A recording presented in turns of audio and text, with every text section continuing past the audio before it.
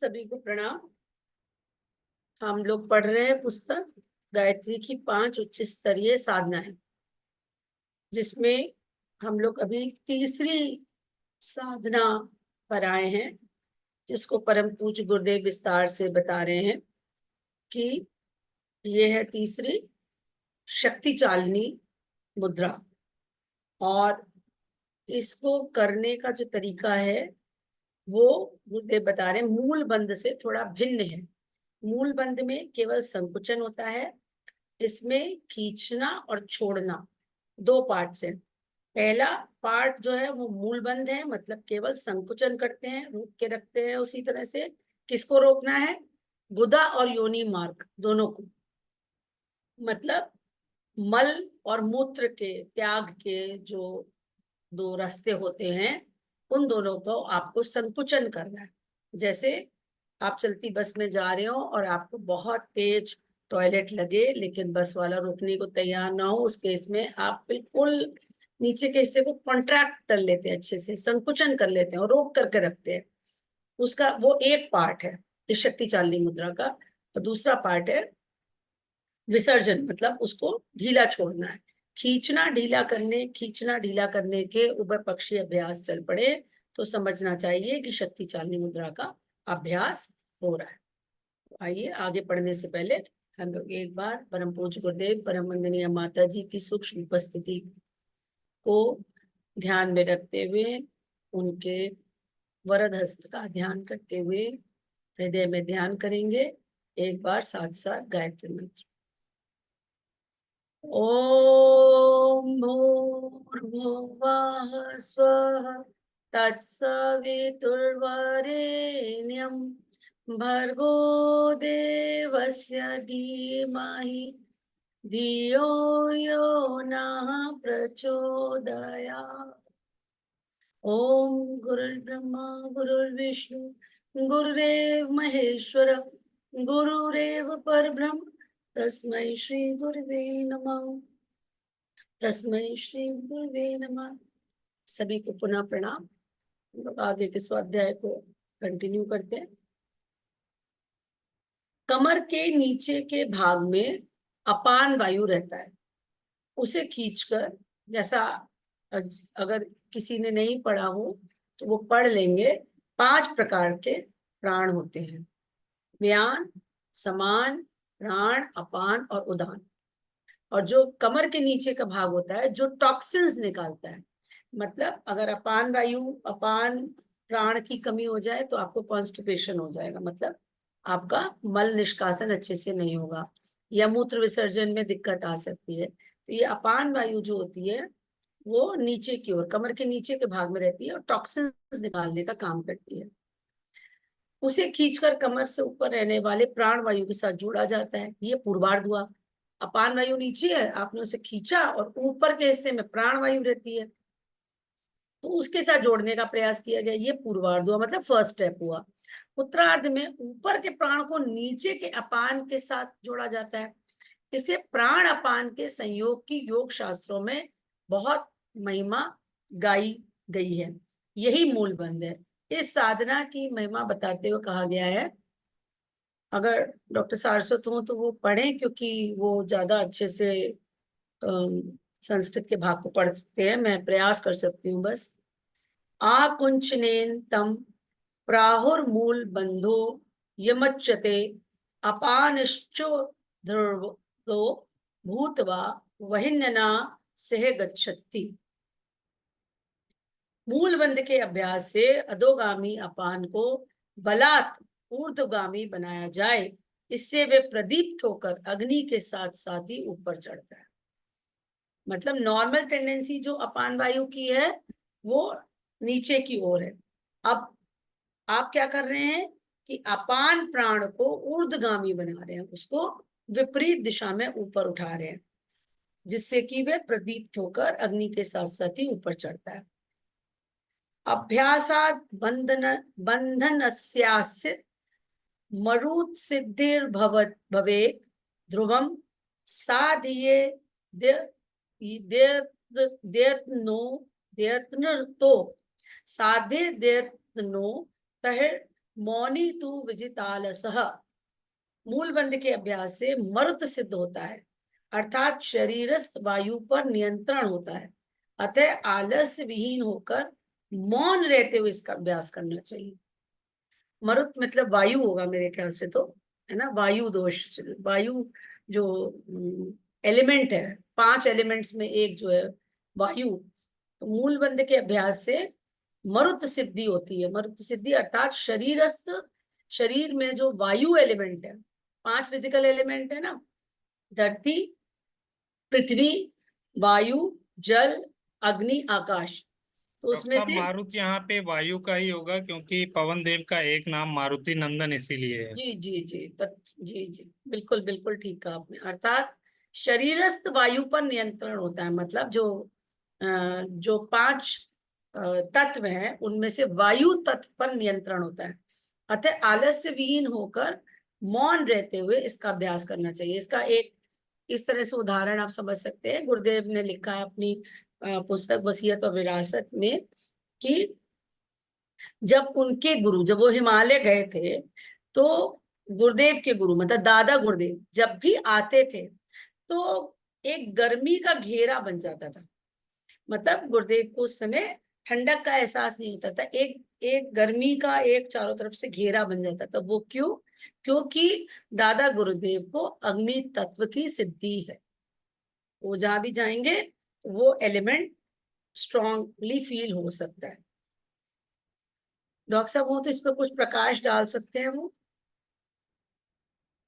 Doctor साहब है नहीं शायद, ज्वाइन नहीं कर पाए। वैसे करना तो था। चलिए कल उनको उनसे फिर पूछ लेंगे इसमें कुछ और ऐड करना हो तो। अब वायु तत्व पे अगर नियंत्रण हो गया तो आलस्य विहीन होकर मौन रहते हुए इसका अभ्यास करना चाहिए। आलस्य पे भी कंट्रोल हो जाएगा। प्राण जी जी, पानो। डॉक्टर साहब आ गए डॉक्टर हैं। साहब आ गए हैं, अभी अभी तुरंत आए हैं। अच्छा, तो डॉक्टर साहब जरा इस पे आप कुछ प्रकाश डालेंगे जहां से ये संस्कृत के श्लोक शुरू हुए हैं, जिसमें मूलबंध की महिमा बताई गई है। सुन पा रहे हैं? अनम्यूट कर लीजिए। हाँ, सुन पा रहे हैं डॉक्टर साहब। जी जी। ये अभी हम लोग ये पढ़ रहे थे कि इस साधना की महिमा बताते हुए कहा गया है हाँ योग कुंडली उपनिषद में हाँ कि मूल बंध के अभ्यास से अधोगामी अपान को बलात् ऊर्ध्वगामी बनाया जाए, इससे वह हाँ प्रदीप्त होकर अग्नि के साथ साथ ही ऊपर चढ़ता है। अभी तक हम लोग ने पढ़ा कि जब हम शक्ति चालनी मुद्रा करते हैं तो अपान वायु जो कि अधोगामी होती है, कमर के नीचे हिस्से में होती है, तो पहले स्टेप में जब मूल बंद करते हैं तो अपान वायु को प्राण वायु के साथ जोड़ा जाता है, और जब विसर्जन करते हैं मतलब ढीला छोड़ते हैं तो प्राण को हम अपान, प्राण वायु को अपान वायु से जोड़ने का प्रयास करते हैं।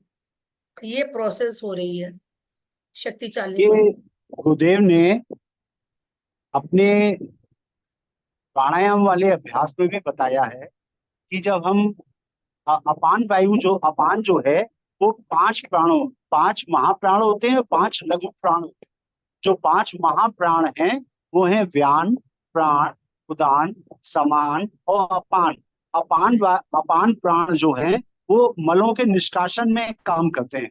तो मल के निष्कासन में मतलब टट्टी पेशाब में और बच्चे के पैदा होने में इनका काम होता है। और प्रत्येक कोशिका में जो केमिकल रिएक्शंस होती रहती हैं, और जो प्रत्येक कोशिका की आयु समाप्त हो जाती है। जैसे हम सब की आयु तो मान लीजिए 80, 90 या 100 साल है, लेकिन हमारे शरीर में जो कोशिकाएं हैं उनकी आयु इतनी नहीं होती। किसी की आयु 120 दिन, जैसे रेड ब्लड सेल की आयु 120 दिन होती है।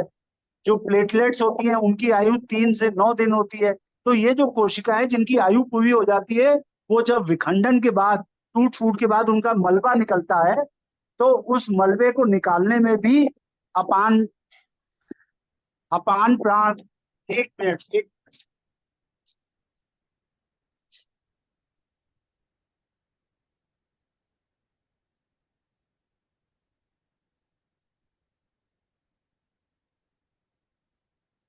डॉक्टर साहब, आपकी आवाज चली गई है, शायद आप दूर हो गए हैं। नहीं नहीं, वो 1 मिनट कुछ कह के गए अच्छा। हैं। तो जो अपान प्राण है वो उनकी अधोगति होती है। जब हम उसमें संकोचन करते हैं, मूलबंध लगाते हैं, तो बार मूलबंध लगाने में जब अपान प्राण को हम ऊपर की तरफ ले जाते हैं, उनको अपान को प्राण में होमते हैं और प्राण को अपान में होमते हैं, तब आप समझ लीजिए आप आत्म साक्षात्कार की भूमिका में प्रवेश करने लगते हैं। तो गुरुदेव एक एग्जाम्पल देते हैं। गुरुदेव कहते हैं, बहुत छोटे बच्चों को समझाने के लिए उन्होंने कहा कि मान लीजिए 7 मंजिल की एक मकान है, मूल, और सबसे नीचे की मंजिल पे जो पानी का पाइप है, उसी पाइप से ऊपर तक जाना है पानी। अगर नीचे की मंजिल पे रहने वाले लोग पाइप खोल लेंगे तो ऊपर की मंजिल के लोगों को पानी तो नहीं मिलेगा। यही बात ऊर्जा के संबंध में है। अगर मूलाधार चक्र से संबंधित हम अगर जननेंद्रियों पे उस ऊर्जा को खर्च कर देंगे तो हम आत्मोन्नति की ओर नहीं बढ़ पाएंगे। यही बात बताने के लिए शक्ति चालिनी मुद्रा का प्रयोग किया जाता है। अगर शक्ति चालिनी मुद्रा का प्रयोग करेंगे तो जो आपका ऊर्जा का क्षय है वो रुक जाता है। और ये ऊर्जा का क्षय रोकने में, चूंकि जो प्राण हैं हमेशा उनके साथ एक वायु शब्द का भी इस्तेमाल किया जाता है। हालांकि प्राण बिल्कुल एक अलग तत्व है, प्राण एक चेतन तत्व है। प्राण जो है वो स्वयं प्रकाशित स्फुरलिंग के रूप में है, एनर्जी पैकेट्स के रूप में है। पर इस प्राण के बार बार क्षय को रोकने से यही प्राण ऊपर उठ करके कुंडलिनी जागरण में मदद करेगा। ठीक, आगे पढ़िए। मूलबंध के अभ्यास से अधोगामी अपान को बलात् ऊर्ध्वगामी बनाया जाए। इससे यह प्रदीप्त होकर अग्नि के साथ साथ ही ऊपर चढ़ता है। अभ्यासाद बंधनास्यास्य मारुत सिद्ध भवेत ध्रुवम साधयेत साधयेद लतो तहिर मौनी तु विजितालसः। मूलबंध के अभ्यास से मरुत सिद्धि होती है, अर्थात शरीरस्थ वायु पर नियंत्रण होता है। अतः आलस्य विहीन होकर के मौन रहते हुए इसका अभ्यास करना चाहिए। प्राणापानो नाद बिंदु मूल बंधेन चैक्ताम गत्वा योगस्य संसिद्धिम यच्छतो नात्व संशय। हठयोग प्रदीपिका के अनुसार प्राण और अपान का समागम, नाद बिंदु की साधना तथा मूल बंध का समन्वय, यह कर लेने पर निश्चित रूप से योग की सिद्धि होती है। यही इसके पहले भी गुरुदेव ने बताया खेचवी मुद्रा में भी कि भगवती माँ कह रही हैं, माँ भगवती कह रही हैं कि मैं ही आज्ञा चक्र में बिंदु के समान, मूल बंध में कुंडलिनी के समान और खेचवी मुद्रा में मुखद कुंडलिनी के समान हूं। ये तीनों स्थानों पर, ये जो सहस्त्रार में सोमरस की कल्पना की गई है, अमृत की कल्पना की गई है, तीनों स्थानों पर माँ भगवती की शक्ति ही है और कुछ नहीं है। अपान प्राणयोर क्यम क्षयो मूत्र पुरुषयो। निरंतर मूलबंध का अभ्यास करने से प्राण और अपान के समन्वय से अनावश्यक मल नष्ट होते हैं और वृद्धता भी यौवन में बदलती है। युवा भवति वृद्धो अपि, चाहे वृद्ध ही क्यों ना हो वो युवा हो जाता है। सततम मूल बंधनात्, अगर सतत मूल बंध का अभ्यास करते हैं तो आयु का बढ़ना रुक जाता है। और आयु का बढ़ना रुकने का एक ही कारण है, जब आपकी एनर्जी नहीं खर्च होगी। एनर्जी खर्च होने के गुरुदेव ने 3 ही तरीके बताए। वाणी से खर्च होती है, नेत्र से खर्च होती है और जननेंद्रियों से खर्च होती है। अगर आप शक्ति चालिनी मुद्रा का प्रयोग करेंगे, मूल बंध लगाएंगे, तो जननेंद्रियों से जो ऊर्जा खर्च हो रही है वो खत्म हो जाएगी। और जब ऊर्जा का क्षय रुक जाएगा तो युवा भवति वृद्धो अपि, चाहे वृद्ध ही क्यों ना हो, सततम मूलाभ्यास। सिद्धे सर्वभूतादि विश्वाधिष्ठानम मद्वयम यस्मिन् सिद्धि गतः सिद्धास्ति सिद्धामुच्यते। यन्मूलम सर्वलोकानां यन्मूलम चित्तबंधनम मूलबंधः सदा सेव्यो योग्यो सो ब्रह्मवादिनाम। तेज बिंदु उपनिषद में कहा गया है, जो सब लोकों का मूल है, जो चित्त निरोध का मूल है, सो यह आत्मा ही ब्रह्मवादियों को सदा सेवन करना चाहिए। तेजो बिंदु उपनिषद में कहा गया है, जो सभी लोकों का मूल है, जो चित्त निरोध का मूल है, सो यह आत्मा ही ब्रह्मवादियों को सदा सेवन, अर्थात आपको अपनी आत्मा को जानने का प्रयास करना चाहिए। अगर आप ब्रह्मवादी हैं, ब्रह्मवादी कहते हैं जो ब्रह्म को जानने की दिशा में अग्रसर हो चुके, जो ब्रह्म को जानने की इच्छा रखते हैं, जो मुमुक्षु हैं, वही यही मूल बंध है। तो मूल बंध करने से आपको आत्मालोकन में, आत्म स्वरूप का ज्ञान करने में मदद मिलेगी। अन्य जुदा संकोचन रूप मूल बंध जिज्ञासुओं के लिए सेव्य नहीं। अन्य जुदा मतलब इसके अतिरिक्त कोई संकोचन मूल बंध के रूप में अगर कोई करता है तो वो जिज्ञासुओं के लिए सेव्य नहीं है। यही करना है जो बताया। बिलम प्रविष्टे ततो ब्रह्मनाड्यंतरम व्रजेत। जिस प्रकार सर्पणी बिल में प्रविष्ट होती है, गुरुदेव ने कहा है बाबा आप मूल बंध का लगाने का अभ्यास करेंगे तो उससे होगा क्या, जो सोई पड़ी सर्पणी है, 3.5 कुंडल मावे सर्पणी पड़ी हुई है मूल बंध के चारों ओर, वो सर्पणी उद्दीप्त हो जाएगी। पहले तो वो जब आप बाबा मूल बंध लगाएंगे वो जागृत होगी, और जागृत होकर के वो जब उद्दीप्त होगी कुंडलिनी, ये ब्रह्म नाड़ी में प्रविष्ट होती है। इसीलिए योगियों को सदा ही मूल बंध का अभ्यास करना चाहिए।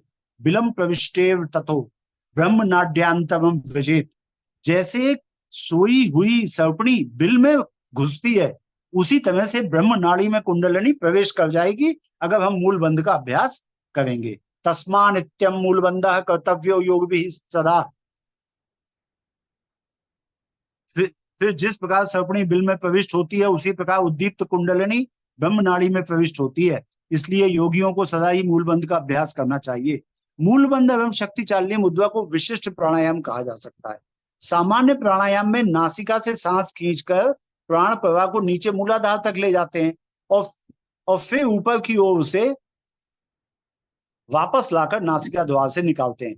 अगर हम गहरी सांस लेते हैं, देखिए सामान्य तौर पे तो हम लोग बहुत उथली सांस लेते हैं, हमारी सांस केवल इतनी होती है कि जीवन निर्वाह होता चले, किंतु योगी लोग हमेशा से इस बात के लिए हम लोगों को प्रेरित करते हैं कि सांस बहुत गहरी होनी चाहिए, और कुछ नहीं तो कम से कम नाभि से तो लेनी चाहिए।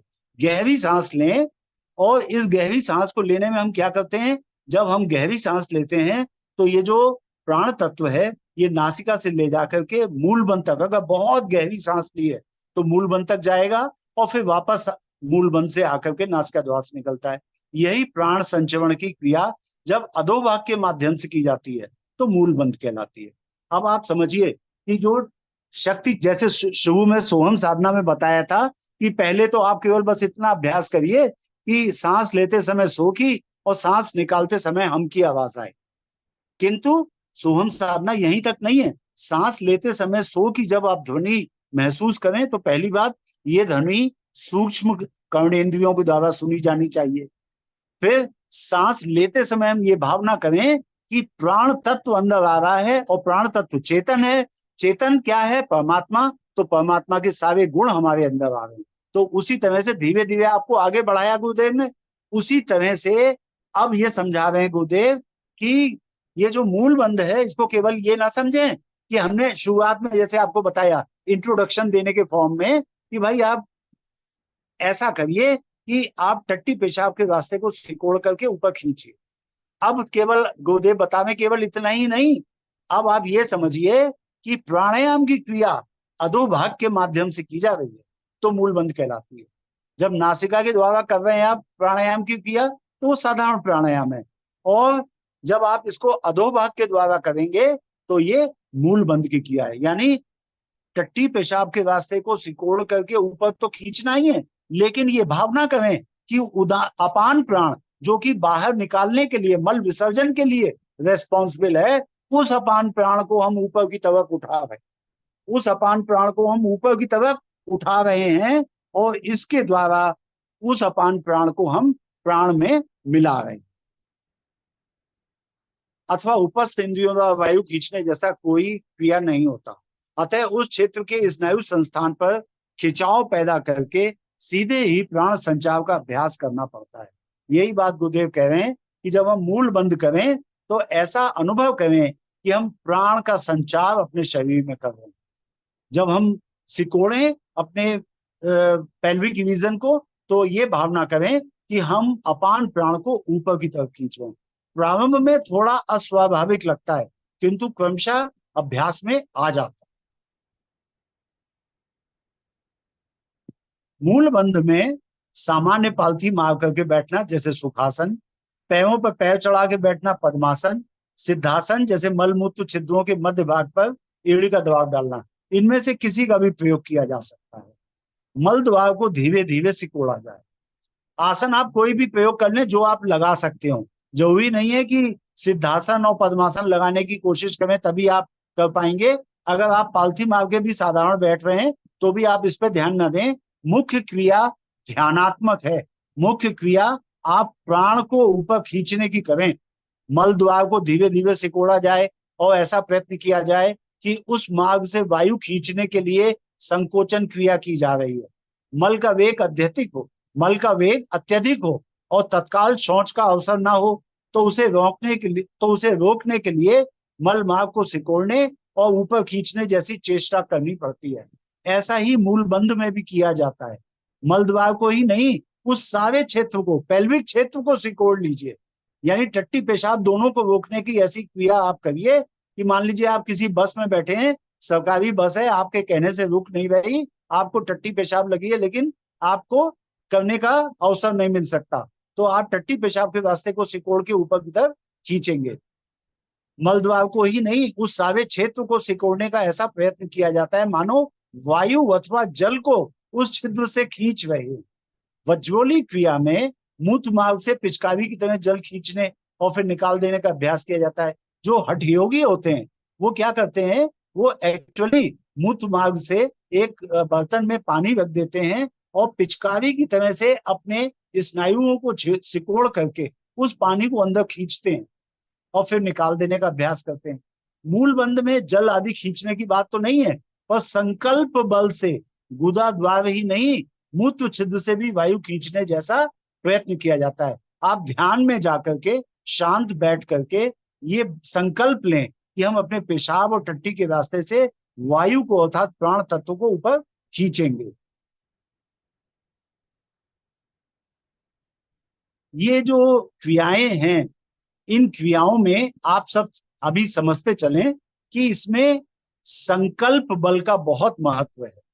जैसे गुरुदेव ने अपने एक साहित्य में लिखा है, गुरुदेव ने अपने साहित्य में लिखा है कि प्राणायाम यदि बिना संकल्प किया जाए तो उससे हमें केवल डीप ब्रीदिंग का फायदा मिलता है।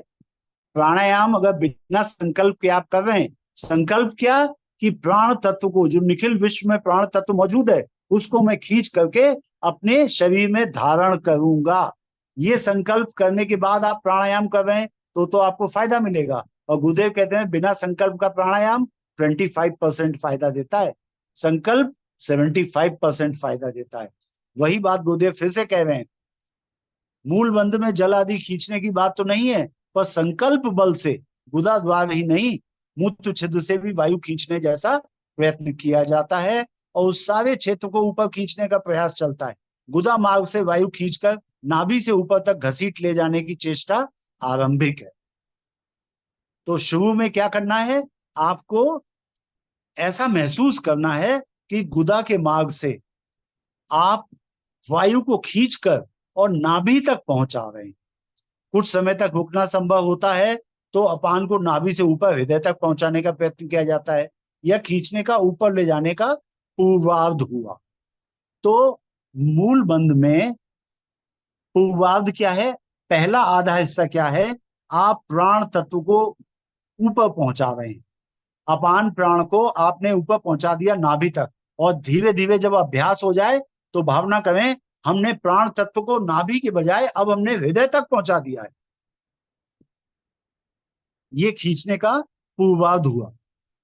अब इसके आगे गुरुदेव लिख रहे हैं, आगे बढ़ाइएगा ओम भैया। उत्तरार्ध में प्राण वायु को नाभि से नीचे की ओर लाया जाता है और अपान अपनी जगह आ जाता है। बहुत ज्यादा आगे आगे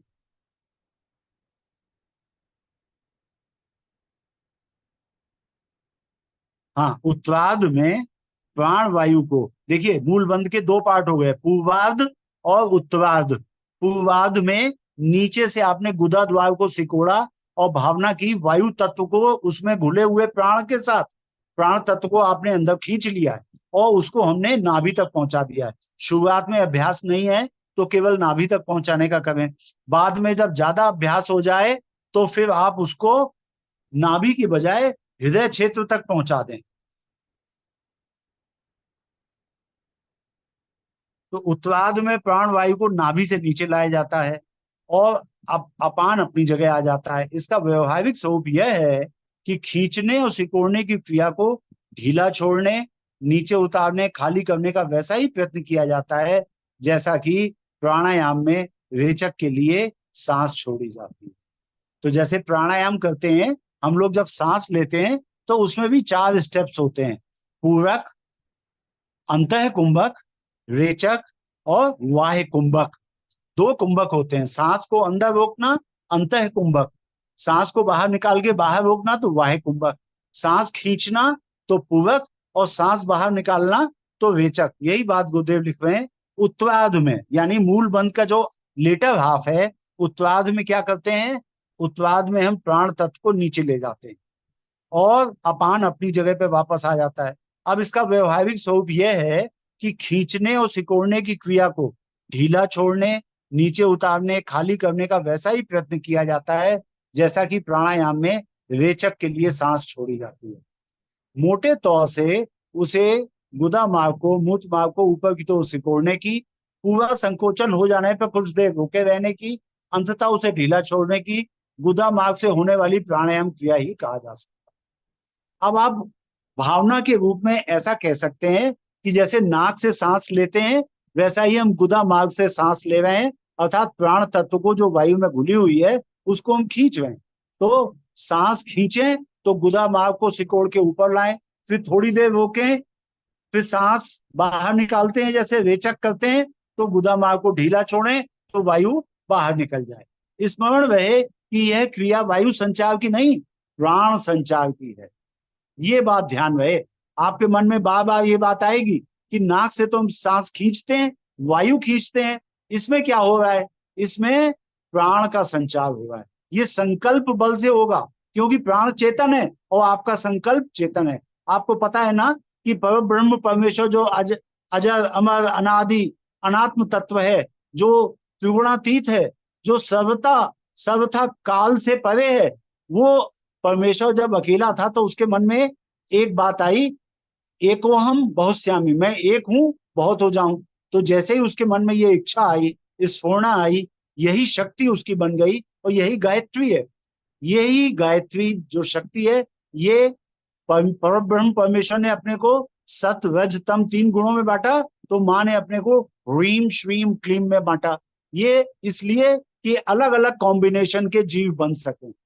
तो यहीं पर आपको ये बात ध्यान रखनी है कि ईश्वर ने 2 तरह की सृष्टि बनाई, संकल्प बल से चेतन सृष्टि और परमाणु बल से अचेतन सृष्टि। तो जो संकल्प बल है वो चेतन है। तो आप जो ये मूल बंध लगा रहे हैं, इसमें वायु का संचार नहीं होगा। आपने गुदा सिकोड़ी तो ऐसा नहीं कि आपने वहां से हवा खींच ली ऊपर, ऐसा नहीं हो सकता। आप संकल्प करें कि प्राण तत्व को खींच रहे हैं। स्मरण रहे कि यह क्रिया वायु संचार की नहीं, प्राण संचार की है। नासिका द्वारा तो प्राण संचार क्रम चलता ही रहता है, अतः उसके साथ प्राण प्रक्रिया जोड़ने।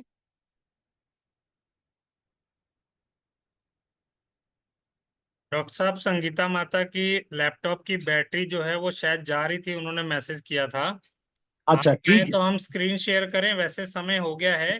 हाँ ठीक है, चलो अब अगली बार पढ़ेंगे। एक छोटा सा प्रश्न है डॉक्टर साहब, हाँ हाँ कि जिस प्रकार अभी जो कर रहे हैं, अभी प्राणायाम की जो क्रिया करते हैं उसमें क्या है कि खेचरी मुद्रा लगा ली हाँ और प्राण शक्ति को धारण करा, गायत्री हाँ देव की आवाज में गायत्री महामंत्र लगा लेते हैं। जब वो हाँ कहते हैं कि ओम भूर्भुवः स्वः, तब प्राण तत्व को बलपूर्वक धारण करते हैं, उसके अगले क्रम में रोकते हैं, फिर उसके अगले क्रम में छोड़ते हैं और फिर कुछ देर बिना वायु के रहते हैं। तो ये 4 क्रम गायत्री महामंत्र को 4 पार्ट में डिवाइड करके करते हैं। क्या भैया, ओम इसको भी भैया, उसी में कर सकते हैं? नहीं, खेचवी मुद्रा को आप 4 पार्ट में ना करें। खेचवी मुद्रा में सतत अभ्यास करें, अमृत तत्व के सोखने का, सोम रस के सोखने का, ब्रह्मांडीय ऊर्जा को धारण करने का। उसमें नहीं आप डॉक्टर साहब, रुके नहीं। नहीं गायत्री मंत्र अगर चलने दें तो गायत्री मंत्र के साथ साथ करें, लेकिन भावना कि हम अमृत तत्व को ब्रह्मांड से खींच रहे हैं, नहीं सहजता से खींच रहे डॉक्टर हैं। साहब, खेचरी हाँ मुद्रा को रोकते नहीं है, खेचरी मुद्रा तो कॉन्टिन्यूस लगी रहती है। हाँ हाँ, खेची मुद्रा लगी रहे, उसमें प्राणायाम की भावना ना जोड़िए, उसमें केवल ध्यान करिए। एक बार खेची मुद्रा फिर से पढ़िएगा, उसमें केवल आप लगातार ध्यान कीजिए कि हमारी जीभ की टिप और तालुक से छू रही है, और ऊपर सहजता से अमृत तत्व सोम रस टपक रहा है, ब्रह्मांडी ऊर्जा को हम अपने अंदर धारण कर रहे हैं। उसमें बस यही करना है, उसमें ध्यान करना है और अभ्यास करना है। लेकिन प्राणायाम की तरह से शक्ति चालनी मुद्रा को कर सकते हैं। शक्ति चालनी मुद्रा में गुदा सिकोड़ें, भावना करें जैसे सांस खींची, रोकें तो ये वाहे कुंभक जैसे अंतः कुंभक जैसे करते हैं वैसे रोकें, फिर रेचक की तरह से ढीला छोड़ दें। तो शक्ति चालनी मुद्रा को आप गायत्री मंत्र के साथ करें, पर अगर खेचवी मुद्रा को गायत्री मंत्र के साथ कर रहे हैं तो गायत्री मंत्र चलने दें, गायत्री मंत्र चलने दें। गुरुदेव का ध्यान करें, माता जी का ध्यान करें, गायत्री माँ का ध्यान करें, दादा गुरुदेव का लेकिन ध्यान करें। प्राणायाम नहीं करें उसमें। हाँ, प्राणायाम की तरह से नहीं, वो सतत अभ्यास। ठीक डॉक्टर साहब, बहुत शुक्रिया, ये फिर प्रणाम कंफ्यूजन भैया, दूर हो गया। प्रणाम भैया। चरण स्पर्श।